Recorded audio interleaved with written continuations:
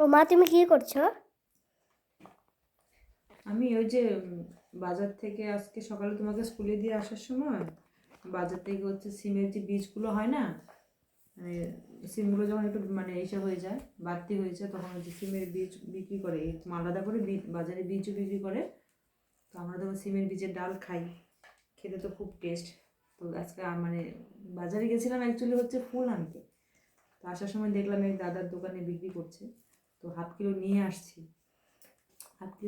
ওইটাকে এখন মানে বাঁচতে অনেকটা টাইম লাগে, তো যেখানে অনেকগুলো আছে, এই যে হাফ কিলো নিয়ে আসছি, যেগুলো মানে বিচিগুলো বের করে।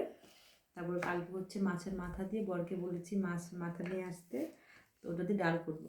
খেতে তো দারুণ টেস্ট। মানে আমার আমার বাপের বাড়িতে খুব খায় এগুলো।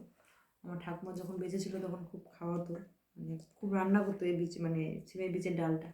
খেতে দারুণ টেস্ট। প্রত্যেকবার শীতের সময় এখন এই সময়ই পাওয়া যায় বীজটা। তো কালকে রান্না করবো, তাই এখন একটু বেছে রাখছি। তো টাটা। কে কে খেয়ে